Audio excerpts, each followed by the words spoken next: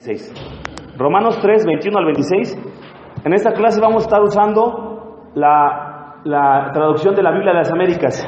Ustedes pueden leerlo ahorita en Reina Valera, pero las citas que estoy dando en las hojas están en la traducción de la Biblia de las Américas. Lo voy a leer primero en Reina Valera, desde el 21 hasta el 26. Romanos 3, 21 hasta el 26. Dice, primero Reina Valera, que es la que la mayoría trae, y después vamos a ir citando en la Biblia de las Américas. Dice así: pero ahora, aparte de la ley, se ha manifestado la justicia de Dios, testificada por la ley y por los profetas. La justicia de Dios por medio de la fe en Jesucristo, para todos los que creen en Él, porque no hay diferencia, por cuanto todos pecaron y están destituidos de la gloria de Dios, siendo justificados gratuitamente por su gracia, mediante la redención que es en Cristo Jesús, a quien Dios puso como propiciación por medio de la fe en su sangre, para manifestar su justicia, a causa de haber pasado por alto en su paciencia los pecados pasados, con la mira de manifestar en este tiempo su justicia, a fin de que Él sea justo y el que justifica al que es de la fe de Jesús. Ahora en sus hojas, por favor, dice así. El apóstol Pablo expande la breve introducción al tema de la justificación por la fe, que vimos desde el capítulo 1:17, 18, versículo 18 también, hasta el 3:20. Pablo deja a un lado su argumento de la justificación por la fe para demostrar que era necesaria la intervención de Dios en Cristo. Al retomar su argumento, podemos ver claramente la similitud entre 1:17 y el versículo 3:21. Romanos 3:21, los tenemos allá abajo. Tenemos la traducción de la Biblia de las Américas. Dice así, 1:17. Porque en el Evangelio la justicia de Dios se revela por fe, que es algo que ya habíamos visto nosotros. Se revela por la fe. Habíamos visto que uno es justificado solamente por la fe en Jesucristo. Dice, y para fe. Como está escrito, mas el justo por la fe vivirá. 3:21 dice, pero ahora, aparte de la ley, la justicia de Dios ha sido, otra vez hablando de la justicia de Dios, ha sido manifestada, atestiguada por la ley y los profetas. La justicia de Dios, en 3:21 y 22, seguimos en las hojas, dice así: en estos versículos se encuentra el corazón del Evangelio. La justicia de Dios está disponible a través de la fe. Pero en este texto específicamente, ¿qué significa la justicia de Dios? Pregunta ahí tenemos la pregunta. Justicia de Dios, en este texto específicamente en 3:21, y nótenlo bien porque vamos a tener un cambio de definición en justicia de Dios. Más adelante aparece otra vez la justicia de Dios. Sin embargo, aquí el término justicia de Dios está hablando de la justicia salvadora de Dios. En este versículo se refiere al proceso mediante el cual Dios pone a una persona en una relación correcta con Él. Repito, en este versículo, justicia de Dios, se refiere al proceso mediante el cual Dios pone a una persona en una relación correcta con Él. Dios nos hace justos delante de Él. Dios nos declara justos. En este versículo estamos hablando de la justicia. Regresamos a estos términos legales, donde Dios se le ve como un juez, nosotros en su tribunal, y Él, aunque somos culpables, nos declara justos delante de Él. Ya delante de Él somos justos, tenemos los 10 de Cristo, habíamos dicho la vez pasada. No podíamos entrar a su presencia, pero cuando Él nos declara justos, no es que seamos justos, sino que por la justicia de Cristo, ahora nosotros somos declarados justos. En este versículo 3:21 está hablando de esta justicia, le vamos a denominar nosotros justicia salvadora de Dios. Yo lo puse en negritas, si quieren subrayarlo, hagan lo que sea en sus hojas, que sea necesario para que lo distingamos de la justicia de Dios, como viene en otros versículos más adelante. Nos tiene que quedar muy claro porque esa es la justicia que salva. Hay otra justicia de Dios, que es la que juzga. Quiero que quede muy claro. La justicia de Dios salvadora se distingue de la justicia de Dios judicial, que juzga. Son dos justicias de Dios, o el término justicia de Dios, entendido de manera distinta para Pablo en Romanos. Es importantísimo que lo entendamos porque a veces aparece la justicia de Dios aquí, la justicia de Dios más adelante, y hay que entender de qué está hablando Pablo. Entonces es importante, ahí anótenlo si quieren, subrayenlo, hagan algo que se vea que estamos hablando de la justicia de Dios que salva. Es la justicia con la que nos justifica. Hemos estado hablando de esos términos legales que ahora delante de Él ya somos declarados justos como si fuésemos inocentes delante de Él. Cuando está hablando de la justicia, tenemos que entender la distinción que dice Cristi. Hay dos conceptos en Romanos y en el Nuevo Testamento que Pablo deja bien claros. El concepto de la justificación son términos legales. Delante de Él, en una corte, en su corte, somos declarados justos, como si nosotros hubiésemos cumplido todas las normas de su ley, porque es la justicia de Cristo con la que nos reviste. Es diferente al término santificación. Es distinto. Cuando hablamos de justicia, es solamente la posición de ser declarados justos delante de Dios. Cuando la Biblia habla de santificación, ahí está hablando que delante de Él somos apartados del pecado, consagrados para Dios, y vamos creciendo en una vida de santidad. Eso se le llama santificación. Son dos conceptos distintos. Por supuesto, son distintos, pero no podemos separarlos en un cristiano. Un cristiano ha sido justificado, es justo, declarado justo, pero también es santificado, apartado, y su vida va creciendo en apartarse del pecado. Va creciendo en ser más santo como Dios es santo. Son conceptos que se tienen que entender de manera distinta, pero en su aplicación están en conjunto. Es decir, no soy justificado sin ser santificado, ni soy santificado sin ser justificado. Los dos vienen de la mano. Si soy justificado, voy a crecer en santidad, porque esa es la santificación que inicia cuando Dios me ha justificado, pero se tiene que entender separado. Ahora, hay que entender que son términos que se entienden por separado, sin embargo vienen vinculados en la salvación. Ahora, lo vamos a entender más adelante en Romanos, pero gracias, hermana, porque sí es cierto, no es nada más somos justificados y nuestra vida no nos importa cómo sea, ¿no? No, hemos sido apartados y iremos creciendo en ese apartarse del pecado para ser más santos como Dios es santo. Gracias, hermana. Esa es la justicia. Estamos hablando solo de los términos legales. Está usando metáforas legales, en realidad, Pablo, en estos textos. Ahora, dice el versículo 3:21. Ahí en sus hojas otra vez. Dice 3:21. Pero ahora, ya habíamos hablado un poquito la semana pasada, dice, esta expresión contrasta la situación de la humanidad en el periodo anterior a la venida de Cristo, que ha sido descrito en 2:1 al 29. Vimos que el hombre está totalmente sumido en delitos y pecados, habíamos dicho, está totalmente muerto. Decíamos la semana pasada, el hombre no está herido de muerte, el hombre está condenado, está muerto por sus pecados. Dijimos, el hombre está cegado, dice ahí. En esta expresión contrasta la situación de la humanidad en el periodo anterior a la venida de Cristo, que ha sido descrito en 2:1 al 29, con la nueva era inaugurada con su venida. La llegada de Cristo al mundo anuncia un cambio decisivo en la historia de la salvación.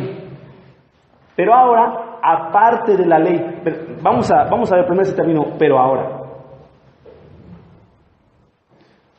Si lo alcanzan a leer, déjenme ver.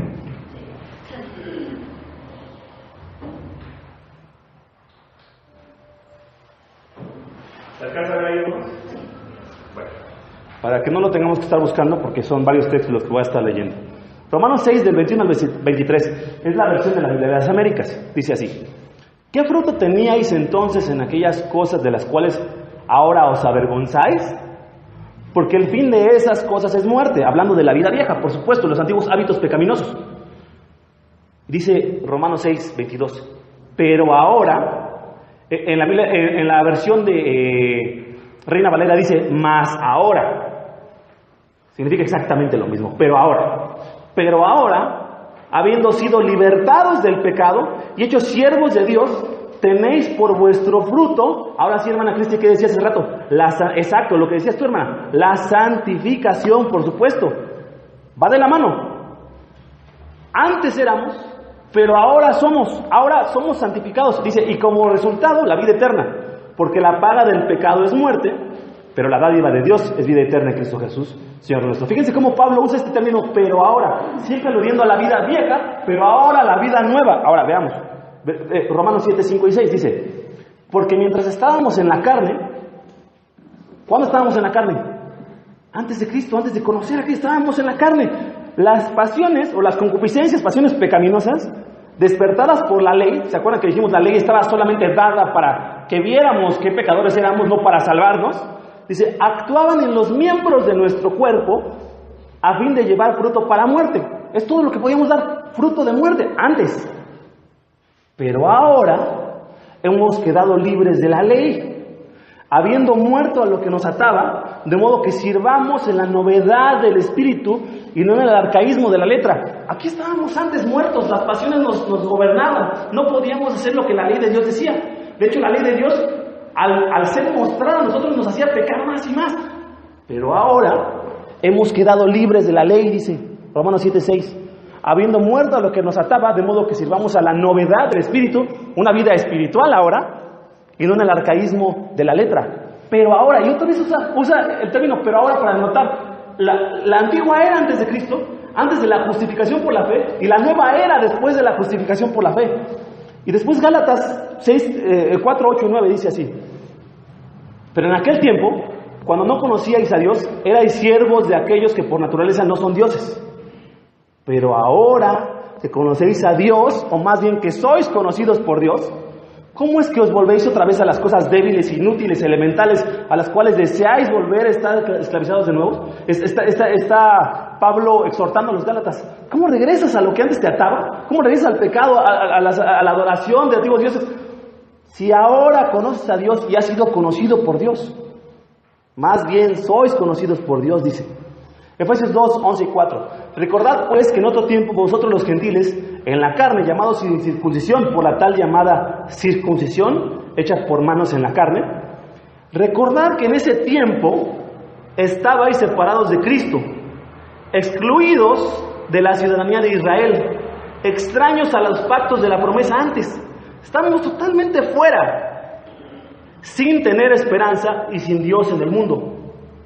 Pero ahora, la nueva era que viene de la fe en Cristo Jesús, unidos a Cristo, vosotros que en otro tiempo estabais lejos, estaban acá, habéis sido acercados por la sangre de Cristo, por el sacrificio de Cristo. Porque Él mismo es nuestra paz, quien de ambos pueblos hizo uno, derribando la pared entre judíos y gentiles, intermedia de separación. A eso está refiriendo Efesios 2, que había una pared que separaba a judíos y gentiles. Dice, ahora ya no, ahora están acercados ustedes a los pactos, a las promesas. Ustedes estaban lejos, ahora están cerca, pero ahora todo ha cambiado. Tenemos dos ejemplos más. Porque antes eras tinieblas, pero ahora sois luz en el Señor. Andad como hijos de luz, porque el fruto de la luz consiste en toda bondad, justicia y verdad, examinando qué es lo que agrada al Señor.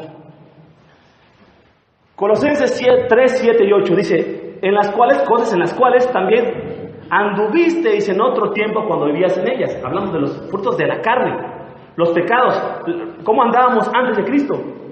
Pero ahora, desechad también vosotros todas estas cosas, ira, enojo, malicia, maledicencia, lenguaje soez de vuestra boca. Y el último, 1 de Pedro 2:20 dice, pues vosotros en otro tiempo no erais pueblo, pero ahora sois pueblo de Dios. No habíais recibido la misericordia, pero ahora habéis recibido misericordia. Queda claro cómo cuando Pablo usa pero ahora, está dando ese sentido de antes vivíamos alejados de Dios, muertos en delitos y pecados, dominados por los pecados, esclavizados en el pecado. Pero ahora cuando llega Cristo ya no somos ni esclavos, ni estamos lejos, ni somos enemigos, ahora somos de Cristo. Hay una nueva era inaugurada por la ley. La justicia de Dios por la cual hemos sido revestidos, los que creemos en Cristo tenemos nuestra mirada puesta en Cristo. Ya tenemos la justicia de Cristo. A esto se refiere cuando decimos en nuestras hojas, la justicia de Dios. Llegó una nueva era totalmente distinta a la era que vivieron los que tenían solo la ley. Ahora tenemos nosotros a Cristo y la justicia viene por medio de la fe. Ahora, en sus hojas de nuevo, dice así, ¿hay alguna duda hasta el momento de estos temas? De esto que llevamos, ¿hay alguna duda? ¿Queda algo que no quede claro? ¿Vamos bien todavía? Porque entiendo que esos conceptos que hoy vamos a ver, a veces son difíciles de digerir fácilmente, entonces voy a tratar de irme despacio. Si tienen alguna duda, por favor, interrúmpanme. Dice ahí, aparte de la ley, indica que la justicia de Dios no se recibe por medio de la ley.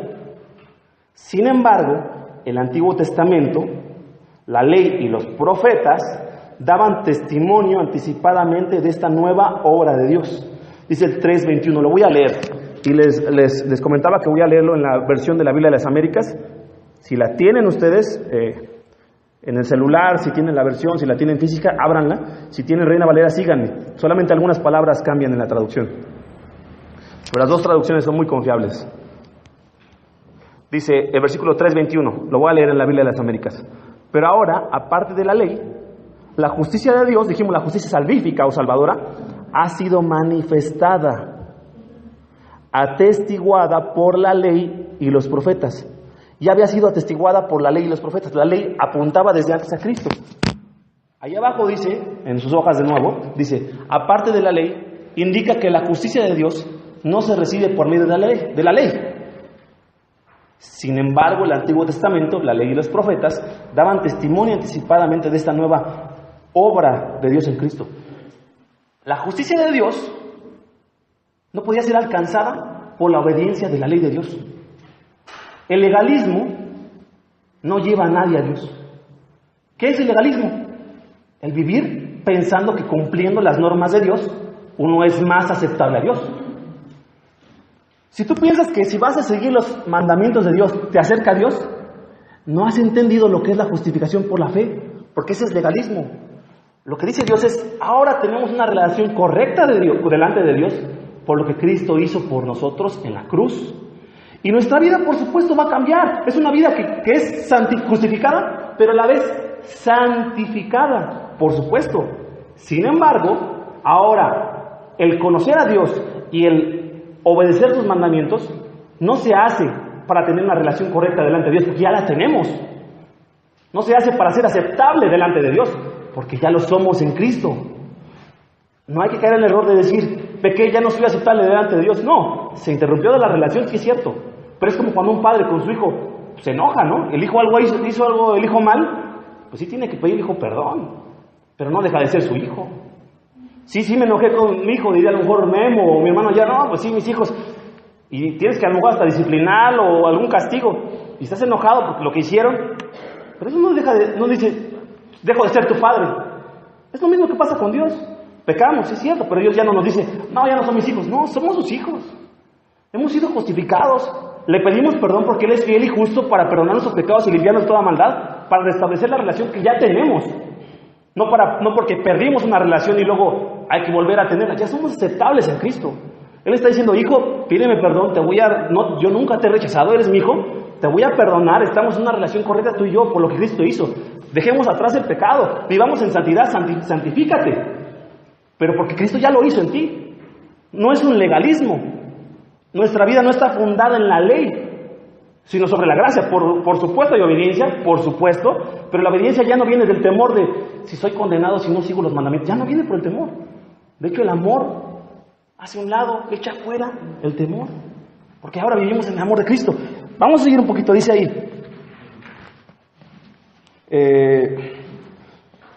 por medio de la fe. Pero ahora dijimos, la antigua era, ¿verdad? Ahora, hay un cambio en la nueva era, y en el versículo 3:22 voy a leerlo, dice, es decir, la justicia de Dios, ¿de qué tipo de justicia estamos hablando, dijimos? La justicia salvadora de Dios, exactamente, la justicia salvadora de Dios, salvífica de Dios, ¿por medio de qué, dice ahí, mis hermanos? ¿De qué?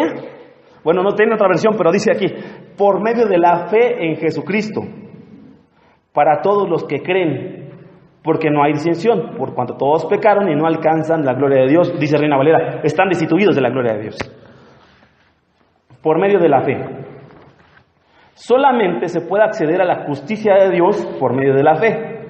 Esto se había aclarado anteriormente en 1:17, ¿recuerdan? Por fe. Pero ahora Pablo es más explícito al declarar que la fe no ha de ser puesta en una vida moral, ni en la misma ley dada por Dios, o en ninguna otra cosa, sino por medio de la fe en Jesucristo.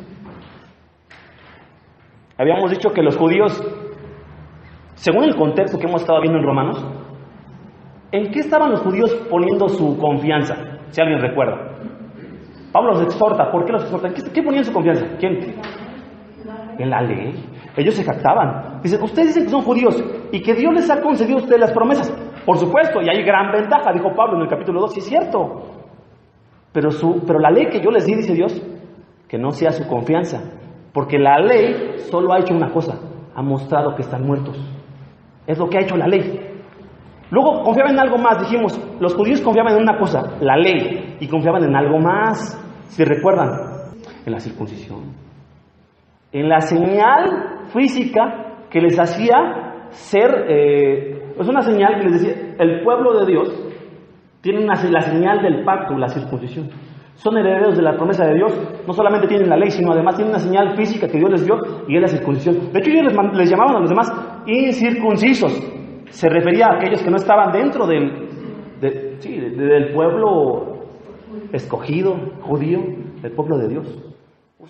Aquellos son incircuncisos. Confiaban entonces en sus marcas de judíos y confiaban también en la ley que Dios les había dado.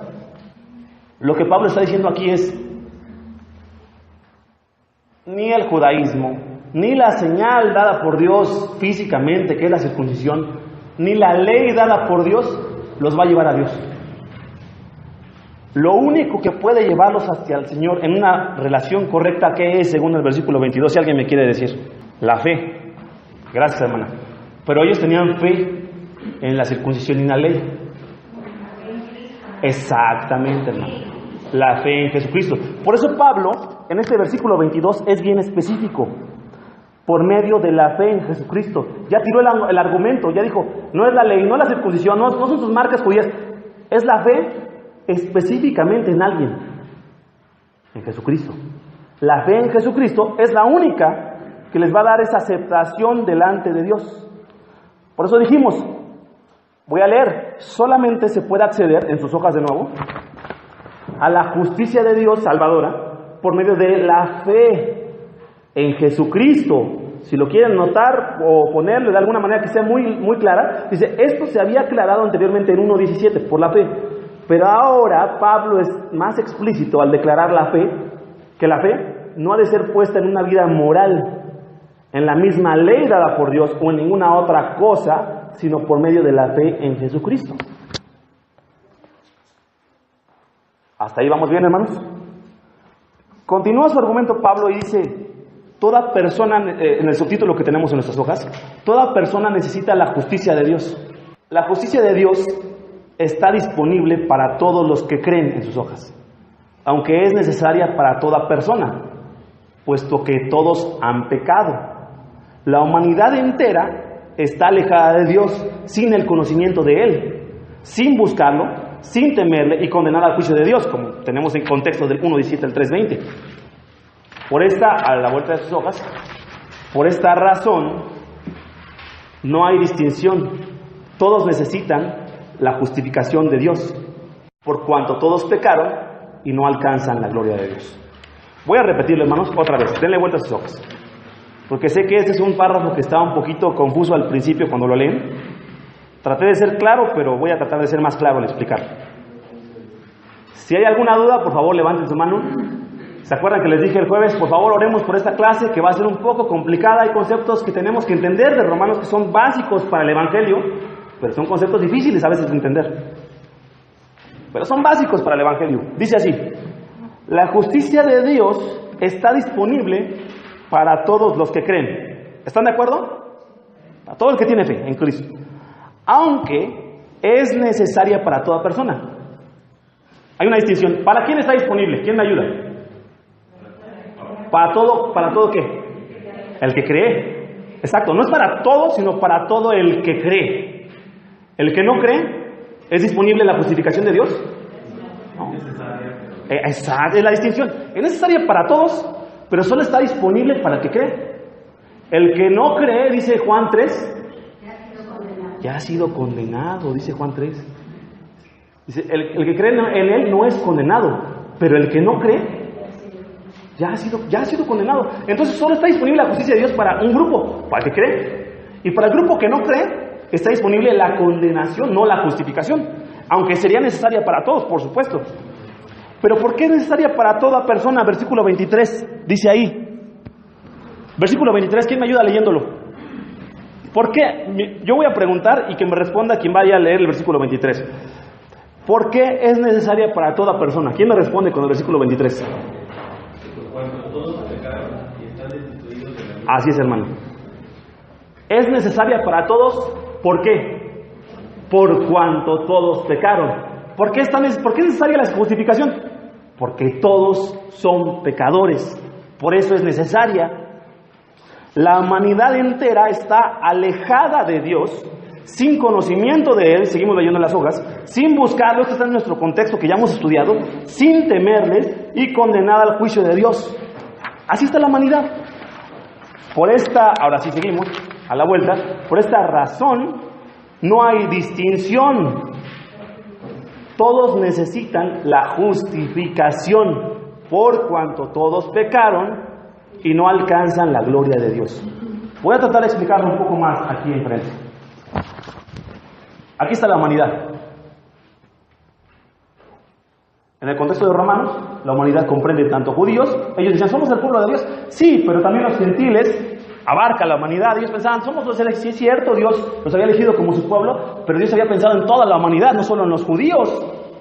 De hecho, en una lectura del Antiguo Testamento revelaría, si ustedes lo leen de nuevo, y sé que lo han leído muchos, cómo Dios ha tenido misericordia y gracia, no solo para su pueblo, sino también para los que eran gentiles.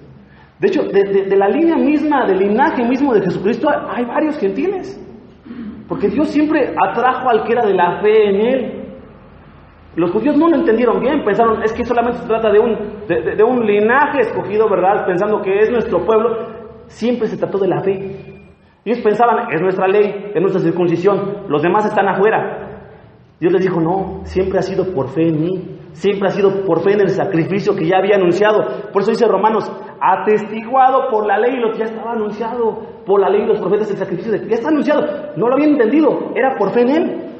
La humanidad, que comprende a los judíos y a los gentiles, toda la humanidad está bajo pecado. Ese término bajo pecado, lo dijimos en clases anteriores, significa que todos están condenados, atados por el pecado, dominados por el pecado, toda la humanidad. ¿Perdón, hermana? Esclavizados por el pecado.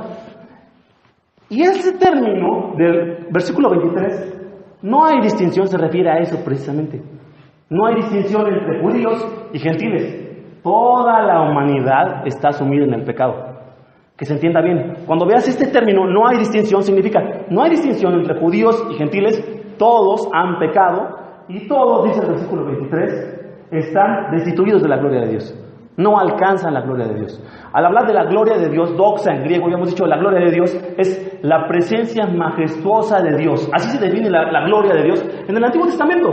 Cada que Dios se hacía presente, la gloria de Dios manifestaba su gloriosa majestad y presencia. En el tabernáculo, cuando Moisés hablaba delante de la gloria de Dios, hablaba delante de la presencia de Dios. Cuando Dios dio las tablas en el monte Sinaí, se vio la gloria de Dios y el monte temblaba y nadie podía acercarse a la gloria de Dios que manifiesta su gloriosa majestad y su presencia. Nadie puede alcanzar la gloriosa majestad, presencia de Dios, porque hay un problema fundamental en la humanidad. Para todos no hay distinción. Todos han pecado, tanto judíos y gentiles. A esto se refiere. Y vamos a leer otra vez el versículo 22 y 23, para que nos quede claro. Vamos a hacer una lectura de nuevo del versículo 22, versículo 23. Lo voy a leerlo en la Reina Valera, porque la mayoría traen esa versión, entonces vamos a leerlo en esa versión. 3, 22 y 23. Aunque les repito, voy a estar usando bastante la Biblia de las Américas. Dice 3, 22 y 23. Dice, la justicia de Dios por medio de la fe en Jesucristo, para todos los que creen en Él. Porque no hay diferencia, no hay distinción. Por cuanto todos pecaron y están destituidos, o no alcanzan, eso significa, están destituidos de la gloria de Dios. La humanidad está destituida de la gloria de Dios, es lo que está diciendo. Por eso se necesita la fe, porque todos están sumidos en el pecado. Ahora, seguimos en nuestras hojas. Dice, el segundo párrafo en la segunda hoja, en la segunda página, dice, no hay distinción entre buenos y malos, puesto que todos han pecado. No hay justo ni aún uno, dice el versículo 3:29. En realidad, no hay quien haga lo bueno, no hay ni siquiera uno, ya nos lo dijo en 3:12. Toda la humanidad está bajo el poder del pecado. Esta condición pecaminosa del hombre le excluye de la gloria o de la presencia de Dios. En el griego, el término doxa, gloria, está vinculado con la majestuosa presencia de Dios, que ya lo comentamos.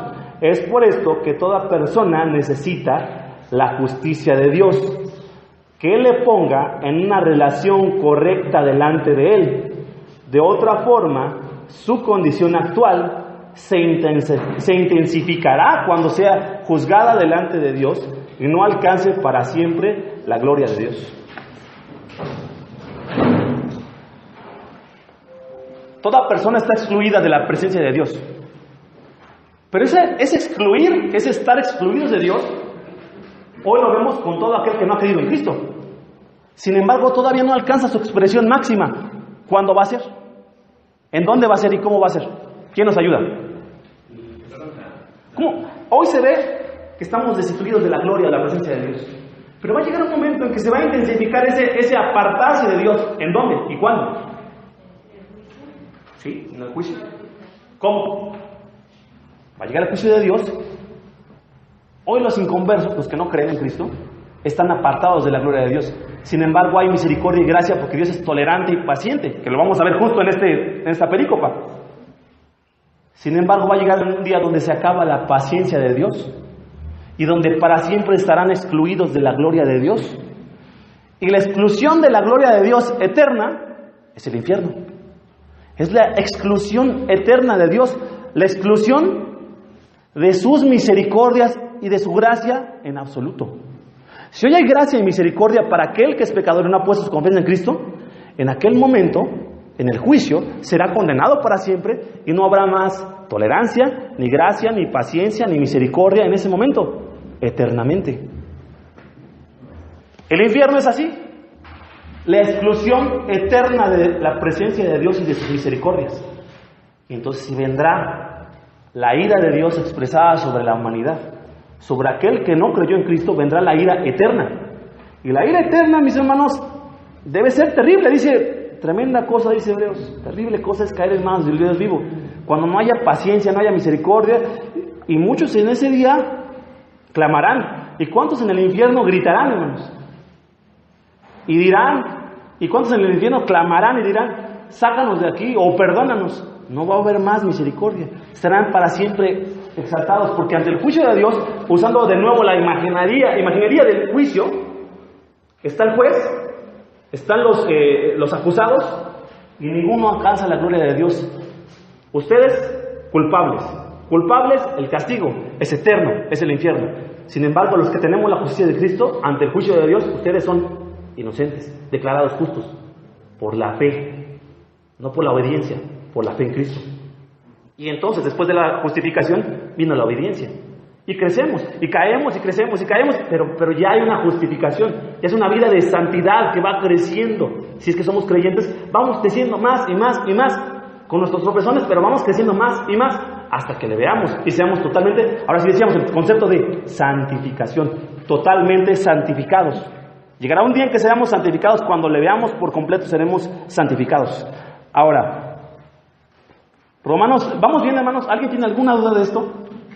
¿Quiere levantar la mano? ¿Hay alguna pregunta? Bueno, seguros que no, ¿verdad, hermanos? Les voy a hacer un examen al final para ver si es cierto. Dice Romanos 3:24. Léanlo en sus hojas porque lo tengo en la Biblia de las Américas. Dice, siendo justificado gratuitamente por su gracia, por medio de la redención que es en Cristo Jesús. La gracia, aquí lo tengo enfrente. La gracia es así, mis hermanos. Así es la gracia de Dios. Es un regalo. Y hemos usado en evangelismo explosivo que ha dado mi hermano Memo. Yo no estaba aquí todavía, pero conozco, porque también alguien me lo dio hace tiempo, hace años. La gracia es un regalo. Y si alguien te llega con un regalo, no le vas a pagar. Si su hijo, hermana, llega y le trae un regalo, no va a sacar usted la cartera y a ver cuánto es, ¿no? Por una cadenita. ¿Cuánto es? Porque pues, más es una ofensa, ¿no? Pues es un regalo, no te lo estoy viniendo a cobrar, es un regalo. Así es la gracia de Dios. La justificación en sus hojas es por gracia, por la obra de Cristo.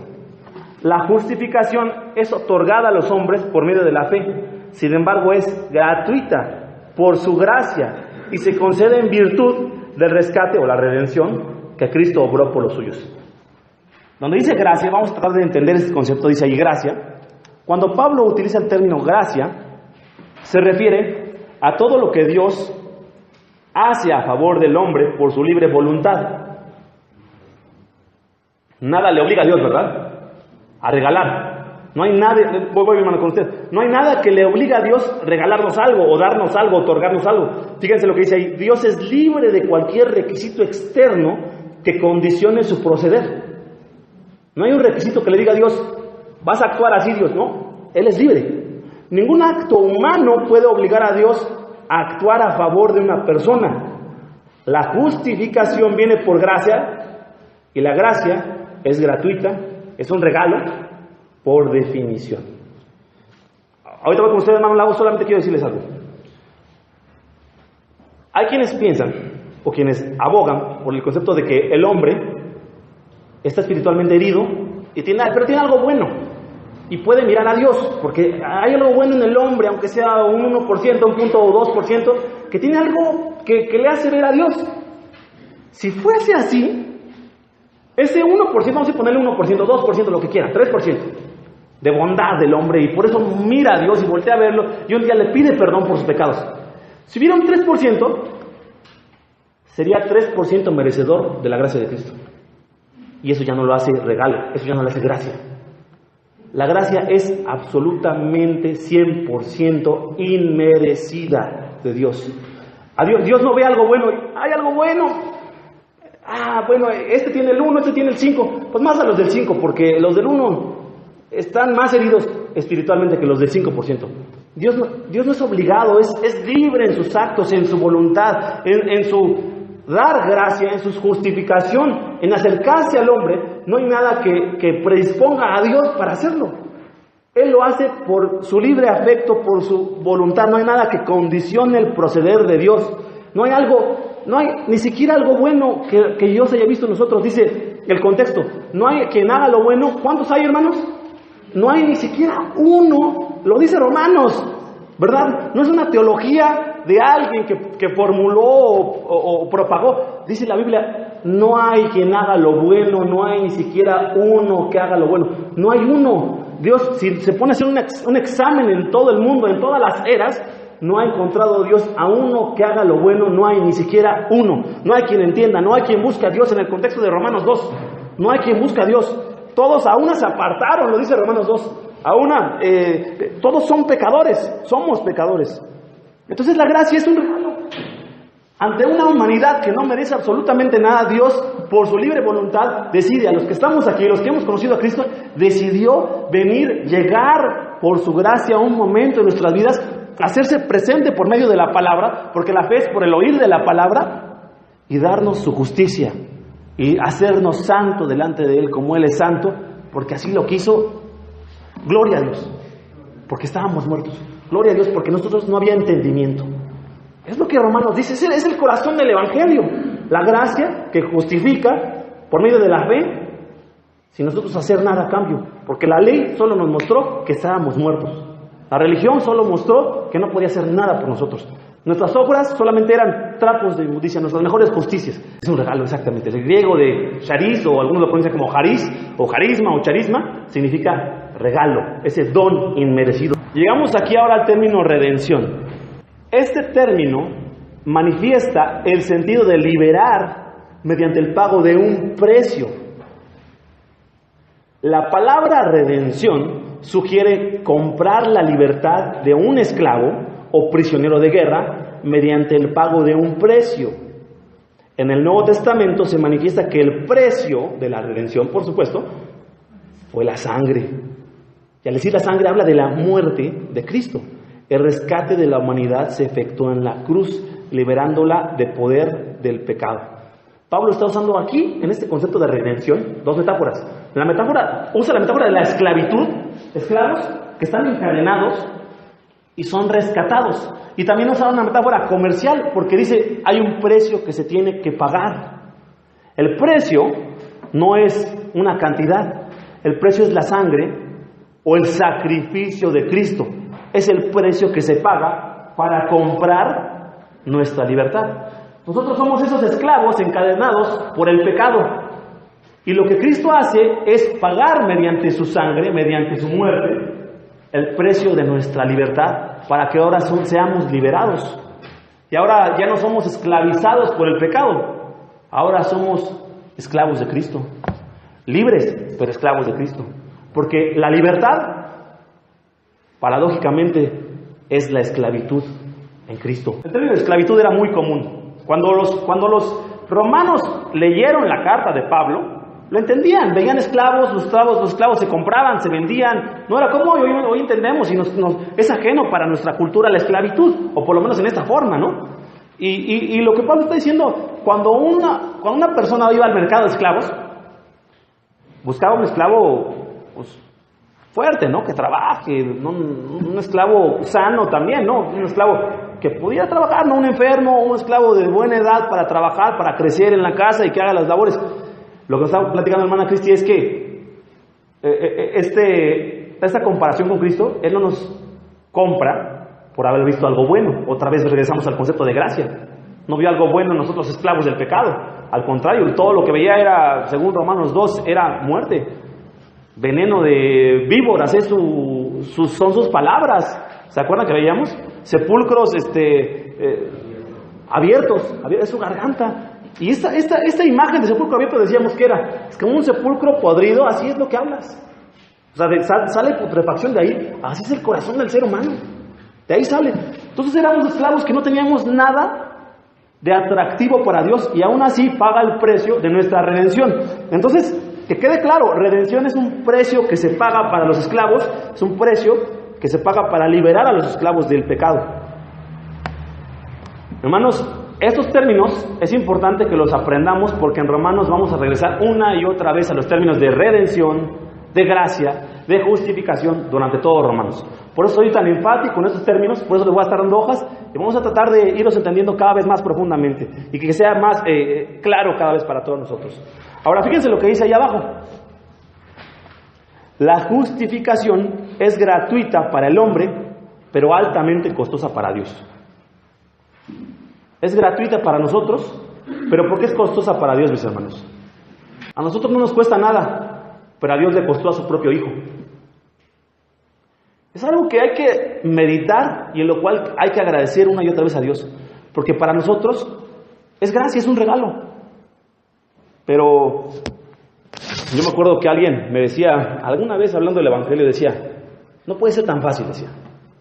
Yo me acuerdo que alguien me decía, tiene años de esto, me decía, es que no puede ser tan fácil. Un pecador, un ladrón, un pecador, toda su vida pecando, nada más dice, perdóname Señor y ya. Perdóname, creo en ti, creo en Cristo, se arrepiente y ya. Me acuerdo que también un compañero me decía, no, es que es muy fácil, dice, puede haber un violador, puede haber un asesino y perdóname y ya, te perdona. Así de fácil. Es que no has entendido, no es así de fácil. Porque costó la vida de su propio Hijo. Costó la muerte de Cristo. No fue fácil, no es barato, es costoso. La propia vida de Jesucristo. Dios mismo muriendo por nosotros. A nosotros no nos cuesta nada, a Dios le costó todo. Pero quien menosprecie su sangre, quien menosprecie su sacrificio, no entrará con el Señor. Estará excluido para siempre de la gloria de Dios, que es la presencia de Dios. Y es junto a Cristo, habían dos ladrones y uno le dijo, acuérdate de mí. Claro, el ladrón entendió el mensaje. Así es. Y fue por gracia, y fue por fe. Y recibió la gracia de Dios. Y no hizo ningún acto, ninguna obra. Podríamos decir, qué fácil para el ladrón pedir perdón.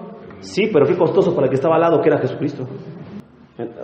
Lo crucificaron como si fuera de lo peor de la sociedad a Jesús, no habiéndose hallado ninguna culpa en él. El mismo ladrón lo dijo, hermano. Nosotros parecemos lo que nuestros actos nos merecemos. Vamos a continuar. Dice, el sacrificio de Cristo satisface la justicia de Dios. Romanos 3:25. Cristo Jesús, la Biblia de las Américas, es la traducción que tengo ahí. Cristo Jesús, a quien Dios exhibió públicamente, en Reina Valera dice puso, como propiciación. Pero este término puso en griego, de poner, habla de una exhibición pública. Por eso la Biblia de las Américas lo traduce mejor en este texto. Dice, Cristo Jesús, a quien Dios exhibió públicamente en la cruz, como propiciación por su sangre, a través de la fe, como demostración de su justicia, porque en su tolerancia Dios pasó por alto los pecados cometidos anteriormente. Abajo vamos a explicar un poquito. Dice, Dios exhibió públicamente, entre paréntesis, a Jesucristo su Hijo, como propiciación por su sangre a través de la fe. En esta declaración, Pablo enseña que la muerte de Jesús fue hecha propiciación. Ok, propiciación, ¿qué es? Hace 2 clases platicábamos un poco. Las culturas antiguas tenían este concepto, como decía mi hermana Cristi, era muy común. Hoy no es común para nosotros, pero para los romanos que leyeron esto, era muy común entender que quien creía en un Dios tenía que sacrificarle algo. Se hacían sacrificios para que lloviera, sacrificios para que el clima estuviera mejor, sacrificios para agradar a cierto Dios. Los romanos eran politeístas, por supuesto. Desde la antigüedad, los egipcios hacían sacrificios. Bueno, hasta sacrificios humanos ha habido en la historia de la humanidad. Y bueno, por ejemplo, vemos el dios Moloch, a quien algunos adoraban, que Dios, por supuesto, repugnaba esos sacrificios humanos o de bebés. Hoy no se entiende así. Las religiones, en realidad, por lo menos en México, no requieren un sacrificio de animales o de personas. Pero ¿quién escuchó? Bueno, algunas sí, ¿verdad? ¿Perdón? No digo hoy día.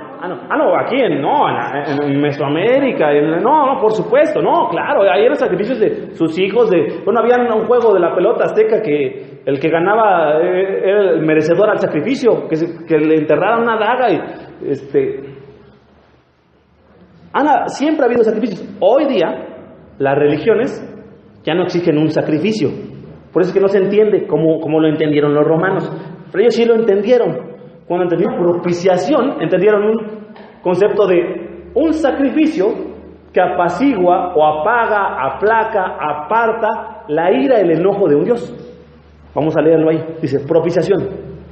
En la antigua Grecia se utilizaba esta palabra para denotar el sacrificio de algún animal que una persona ofrecía a un Dios para propiciar, apagar, apartar su ira. La palabra hilasterion o hilasterion en griego, propiciación, como aparece en el Nuevo Testamento, indica que el sacrificio de Cristo en la cruz se hizo para apartar la ira de Dios dirigida hacia la humanidad a causa de sus pecados. El beneficio del sacrificio hecho por Cristo se recibe por la fe. La ira de Dios se ha manifestado sobre toda persona que se encuentra bajo pecado, como lo vimos desde el capítulo 1, versículo 18. Y únicamente es apartada por medio de la fe en el sacrificio de Cristo. Ya no se trata de sacrificios, como veíamos aquí, de animales, sino aquí lo tenemos enfrente. ¿De qué y en dónde? De Cristo en la cruz.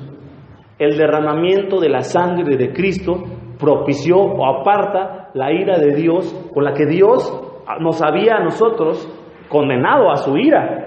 Y estábamos apartados. Hermano, tiene 30 segunditos. Gracias, hermano. Aquí lo dejamos porque lo tenemos, vamos a ahondar sobre el contexto el concepto del propiciatorio en el Antiguo Testamento, en el tabernáculo, la siguiente clase, hermano. Ya lo tengo preparado, pero vamos a seguir precisamente con eso la siguiente clase, hermanos.